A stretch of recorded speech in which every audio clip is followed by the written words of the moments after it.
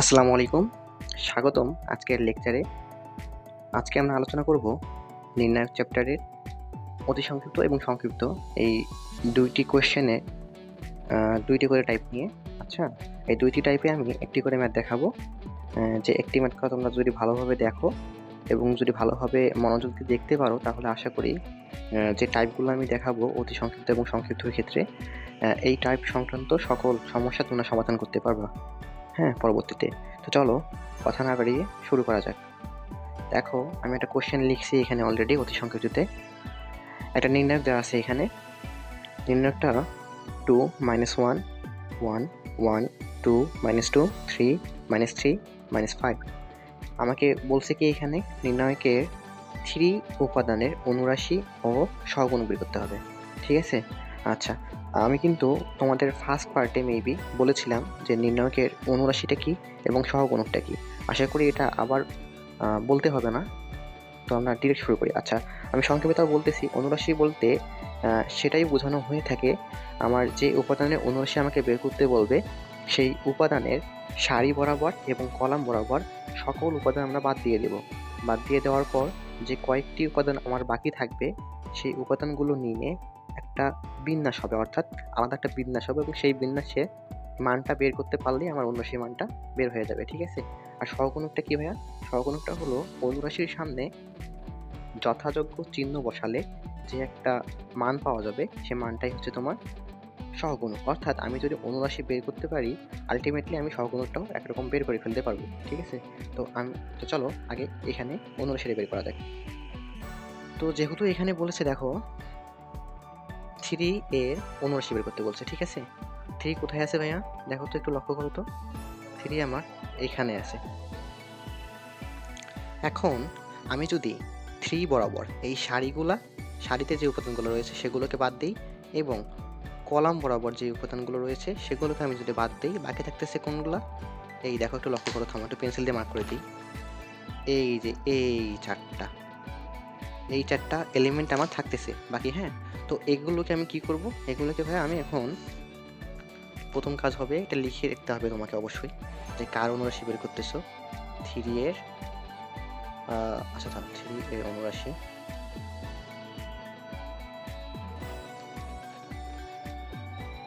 আচ্ছা, এই কথাটা লেখার পর কি কি বাকি আছে ভাইয়া? -1 1 2 -2। ঠিক আছে? কি করব আমরা? ক্রস গুণ করব। আচ্ছা, -2 আর -1 কে যদি আমি ক্রস গুণ করি, তাহলে কি আসে? অবশ্যই 2। আর এখানে অবশ্যই আমার সূত্রের একটা মাইনাস থাকবে, সেটা তোমাকে আমি বলেছিলাম। আর 2 1 কে 2। আচ্ছা, এটাকে যদি আমরা হিসাব করি কত হয়? 0। ঠিক আছে? আশা করি এটা বুঝছো। আচ্ছা, ঠিক আছে। এবার তাহলে আমরা যেহেতু অনুরাশি বের করা আমাদের শেষ হয়ে গেছে, তো এখন আমরা কি করব ভাইয়া? কোশ্চেনের অনুযায়ী আমরা সহগুণকটা বের করে নেব। তো তোমাকে আমি কিছুক্ষণ আগে বলেছিলাম যে সহগুণকটা হলো, তুমি জাস্ট অনুরাশির সামনে যথাযথ একটা চিহ্ন বসাবা, তাহলে তোমার সহগুণক তুমি পেয়ে যাবে। আচ্ছা, এখন তুমি এসে লক্ষ্য করো তো, আমাকে যেহেতু বলছে এখানে 3 এর অনুরাশি। ঠিক আছে? তা 3 টা কোথায় আছে ভাইয়া? দেখো তো। 3 টা আমার এই যে এখানে আছে। আচ্ছা, এখন আমি তোমাদের লেকচারের ফার্স্ট পার্টে বলেছিলাম যে যখন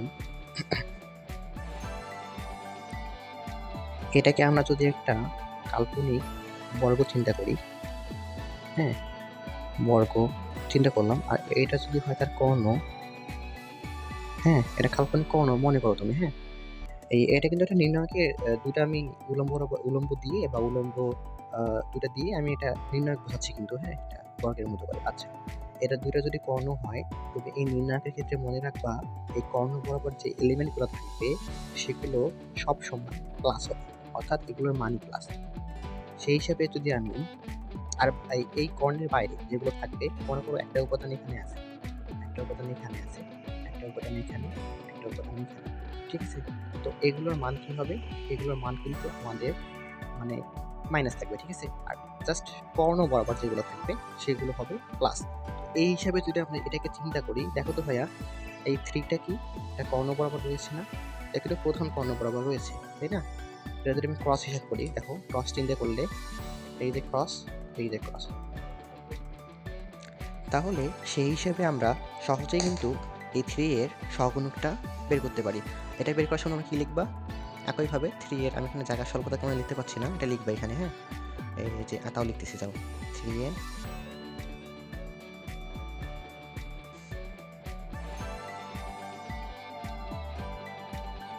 সহগুণক কথাটা লিখে সেম ওয়েতে এর ভিতরের মানগুলো দিবা। 2 - 2 এখানে যেভাবে ক্যালকুলেশন করছো সেম ওয়েতে ক্যালকুলেশন করবা। হ্যাঁ, জাস্ট এখানে পার্থক্যটা কী হবে জানো? এখানে জাস্ট পার্থক্যটা হবে, এখানে তুমি জাস্ট চিহ্নটা অ্যাড করবা। আচ্ছা, 3 যেহেতু প্রধান কর্ণ বরাবর রয়েছে না, তাহলে এই যে সামনে প্লাস দিয়ে দিবা, এখানে প্লাস দিয়ে দিবা। প্লাস দিলেও পারো, না দিলেও পারো, আলটিমেটলি আমার রেজাল্টটা কিন্তু 0 আসতেছে। তো এভাবেই আসলে অতি সংক্ষিপ্ততে এর চেয়ে বড় কোশ্চেন আসে না সাধারণত। এই যে টাইপটা তোমার করা হলো এখন, এই টাইপটা করলে মানে ভালোভাবে বুঝতে পারো যদি তুমি, তাহলে এই সংক্রান্ত বাকি যে ম্যাথগুলো তোমাদের বইয়ে রয়েছে একই নিয়মে সাধারণত করতে পারবা তোমরা, ঠিক আছে? আচ্ছা, আরেকটা টাইপ তোমার দেখতে পারবা বইয়ে, যে ABC বা অন্যান্য তোমার অ্যালফাবেট দিয়ে ম্যাথগুলো দেয়া আছে। এক্ষেত্রে এই কোশ্চেনটা একটু লক্ষ্য করো, এটা আমি টাইপ 2 এ রেখেছি। নির্ণায়ক হতে B1 অনুরাশি ও সহগুণক বের করতে হবে, ঠিক আছে? আচ্ছা, আগেরটার মতোই কিন্তু, ঠিক আছে? এখানে আগেরটা কী ছিল দেখো তো, সংখ্যাতে ছিল, 2 ছিল বা 1 ছিল, 3 ছিল। এখানে কি আছে? A1 B1 C1 A2 B2 C2 A3 B3 C3। আচ্ছা, এখানে B1 যেহেতু বলছে আমাকে, এই যে আমাকে বলছে কি B1 এর অনুরাশি বের করতে হবে। B1টা কোথায় গিয়ে আমি সেটা আইডেন্টিফাই করি। B1টা দেখো, এই যে এটা আমার প্রথম সারির 2 নাম্বার কলামে রয়েছে, তাই না? আচ্ছা, এখন যদি আমি এটার অনুরাশি বের করতে চাই, সেম সিস্টেম, তোমরা কি লিখবা? B1 এর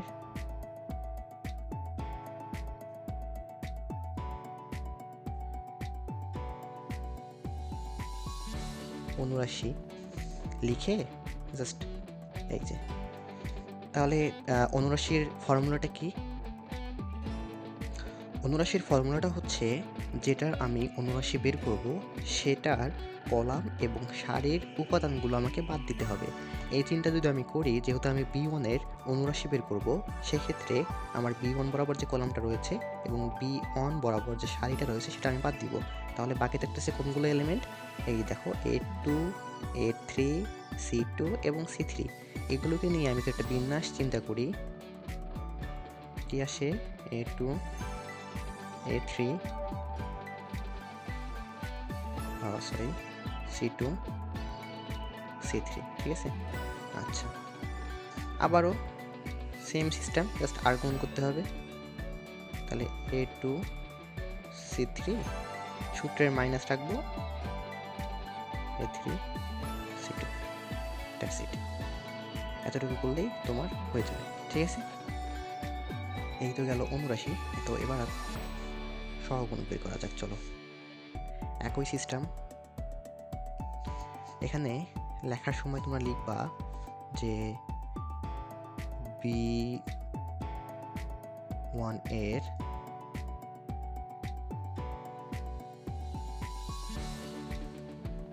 সহগুণক। হ্যাঁ, এটা লেখার পরে কি করবা জানো?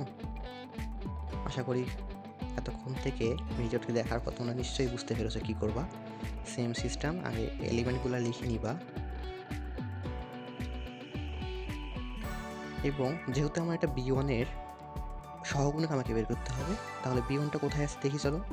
দেখো, B1টা কিন্তু আছে, আমি যে কর্ণ বলেছিলাম না, এই যে কর্ণ, এই যে কর্ণ, এই কর্ণের কিন্তু বাইরে রয়েছে। আচ্ছা, যদি কর্ণের বাইরে থাকে সেখানে তার চিহ্নটা কী হবে ভাইয়া? মাইনাস, মাইনাস দিলাম। এবার এটাকে ক্যালকুলেশন করতে পারলে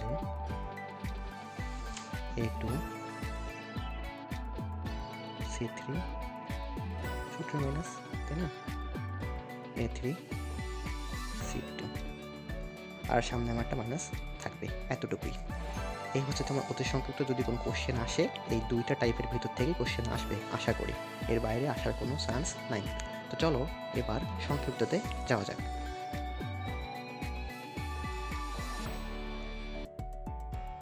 সংক্ষিপ্ততেই দেখো আমি দুইটা টাইপ রেখেছি এখানে। তো প্রথম টাইপে দেখো আমি একটা নির্ণায়ক নিয়েছি, সেখানে নির্ণায়কে বলা হচ্ছে যে নির্ণায়কটা আমাকে মান নির্ণয় করতে হবে। তো সেম সিস্টেম তুমি একটু আগে যেটা দেখলা ৭৯ বের করা, সেম সিস্টেম, ঠিক আছে? এটাকেও তোমার সেম ওইটা সমাধান করতে হবে। তো এক্ষেত্রে তুমি কী করবা, জাস্ট এই দেখো এখানে 3 রয়েছে, 2 রয়েছে, 6 রয়েছে, অর্থাৎ প্রথম সারির যে প্রথম সারি এবং প্রথম কলাম, দ্বিতীয় কলাম, তৃতীয় কলামের যে প্রথম উপাদানটা রয়েছে না, সেটাকে নিয়ে তোমার কাজটা করতে হবে। আচ্ছা, নির্ণায়কের মান বের করার সময় কী করব, এই 3কে নিব, 3কে নিয়ে অনুরাশি নির্ণয় যেভাবে করছিলাম না 3, আচ্ছা মনে করো 3 অনুরাশি বের করতেছি আমরা, ঠিক আছে? তাহলে সেক্ষেত্রে আমার এই কলামটা বাদ যাবে, সারিটা বাদ যাবে, যাওয়ার পর কী থাকবে ভাইয়া, এই যে 2, 8, 2, 10। এখন আমরা কী করব, জাস্ট আর গুণ করে দেব, 10 দুগুণে 20, সূত্রের মাইনাস 8 দুগুণ 16, ঠিক আছে? আচ্ছা, চিহ্নের ক্ষেত্রে চিহ্নের বিষয়টা কী জানো, এখানে যেহেতু দেখো প্রধান কর্ণ বরাবর 3টা আছে না, এটা তাহলে প্লাস। আচ্ছা, এবার সূত্রের মাইনাস, মাইনাস কেন এখানে, এই দেখো 2টা কোথায় আছে, মানে প্রধান কর্ণের বাইরে আছে, তাহলে এটা মাইনাস চিহ্ন হবে।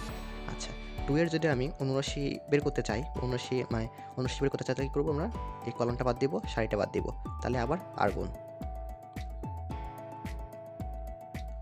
4 10-এ দেখো কিন্তু লক্ষ্য করো একটু, হ্যাঁ, 40, 50-টে 40, বুঝতে পারছো? আশা করি বুঝতে পারছো। এই পর্যায়ে আমরা 6 এর ক্ষেত্রে, আচ্ছা 6 এর ক্ষেত্রে বের করলে কী হবে বিষয়টা, দেখো চিহ্নের বিষয়টা কী হবে ক্লিয়ার করো আগে, এটা কিন্তু প্লাস হবে। আচ্ছা, প্লাস দিয়ে নেই আগে, 6 ইন্টু কলাম বরাবর বাদ দিব, সারি বরাবর বাদ দিব, তাহলে থাকতেছে কি 4, 2, 5, 2, তাহলে 4 দুগুণ কত, 8, 5 দুগুণে 10, এতটুকুই আসলে। এই পর্যায়ে তুমি জাস্ট ক্যালকুলেশনটা করবা। ক্যালকুলেশনটা কীভাবে দেখো, 20 থেকে 16 যদি আমি বাদ দিই, তাহলে থাকতেছে 4, 3 4-এ 12, মাইনাস 40, 40 তো 0 হয়, 0-এর সঙ্গে গুণ করে তুমি এটা 0ই পাবা আলটিমেটলি। আর এখানে থাকতেছে 10 থেকে 8 থেকে 10 বাদ দিয়ে -2 থাকে, মাইনাস 12। তো এটা দেখো আলটিমেটলি আমার অ্যান্সার 0 আসতেছে, ঠিক আছে? দেখতে পারছো? হ্যাঁ, এখন ঠিক আছে। দেখো, যদি দেখতে না পাও আরেকবার বলতেছি বিষয়টা। দেখো, নির্ণয়টা মান বের করার ক্ষেত্রে আমি সব সময় লক্ষ্য রাখবো আমার যে টপ উপাদানটা রয়েছে, সেটা কলাম এবং সারির টপগুলা, হ্যাঁ? এক্ষেত্রে দেখো 3, 2, 6 আছে। এখন আমি অনুরাশি যেভাবে বের করি না, সে অনুরাশির নিয়মেই 3-র অনুরাশির মানটা, 2 এর অনুরাশির মান এবং 6 এর অনুরাশির মানটা আমি বের করব। বের করার পর কী করব, 3টাই ক্যালকুলেশন করব। ক্যালকুলেশন করার পর আমি যে মানটা পাবো সেটাই হবে এই সম্পূর্ণ নির্ণায়কটার মান, ঠিক আছে? এই হচ্ছে বিষয় মূলত। আর এই টাইপ 2টা রেখেছি এখানে, এটা পরীক্ষা আসে, হ্যাঁ, এটাও ইম্পর্টেন্ট একটা জিনিস। তবে এই টাইপের ভিতরে এইটা ছাড়া আর বাকিগুলো আসার চান্স নেই, আসলে এটাই আসবে, না হলে আসবে না। তো একইভাবে আমি যদি এটার মান বের করতে চাই, তাহলে কী করব সেখানে। তো এই ম্যাথটা শুরু করার আগে একটা সূত্র তোমাদেরকে দেখাই। একটা সূত্র আছে কিন্তু তোমাদের বইলে দেখবা যে 1 plus omega plus omega square is equal to 0, হ্যাঁ, ইম্পর্টেন্ট একটা সূত্র, যেটা এই ম্যাথে তোমাদের খুব ভালোভাবে লাগবে, ঠিক আছে? এই ম্যাথটা একটু ভিন্ন টাইপের, তুমি আগের ম্যাথটা যেভাবে দেখছো একটু ভিন্ন টাইপের। চলো শুরু করি দেরি না করে। তো এই টাইপটা সমাধান করার আগে দেখো তো, এটা কিন্তু কলাম 1, এটা C1, C2, C3। আচ্ছা, আমি যদি এই 3টাকে যোগ করি, হ্যাঁ, 3টাকে যোগ করে C1-এ নিয়ে আসি, তাহলে আমি তো লিখতে পারি না 1 প্লাস ওমেগা স্কোয়ার, লেখা যায়? আচ্ছা, এটার ক্ষেত্রে এটাও লেখা যায় এভাবে 1 প্লাস ওমেগা স্কোয়ার, এইটাও 1 প্লাস ওমেগা স্কোয়ার লেখা তো যায়, তাই না? আর এই কলমগুলো তো স্টিল থাকবে, এগুলোকে আমি চেঞ্জ করেছি? করি নাই।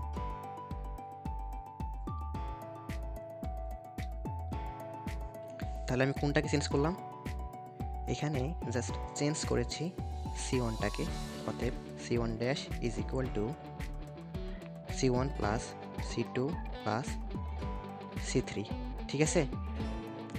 কিছুক্ষণ আগে তোমাদেরকে একটা সূত্র দেখাইছিলাম, 1 plus omega square is equal to 0। এই সূত্র যদি এখন আমি এখানে প্রয়োগ করি, তাহলে দেখো তো একটা কলাম 0 আসতেছে। এটা W omega square 1 omega square 1 omega.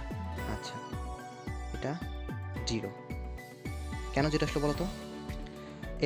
এর আগের ভিডিওতে আমি একটা নিয়ম পড়াইছিলাম যে কোনো একটা নির্ণায়কের একটা কলাম কিংবা একটা তোমার একটা কলাম কিংবা একটা সারির সবগুলো উপাদান যদি 0 হয়, তাহলে কিন্তু সেটার নির্ণায়কটার মান 0 আসবে। তো সেই হিসেবেই আসলে এটা 0 হয়েছে। আশা করি এই দুইটা টাইপ করলে তোমাদের আর পরবর্তীতে কোনো সমস্যা হওয়ার কথা না, যেহেতু সংক্ষিপ্ত এবং সংক্ষিপ্ত তোমাদের বই রয়েছে।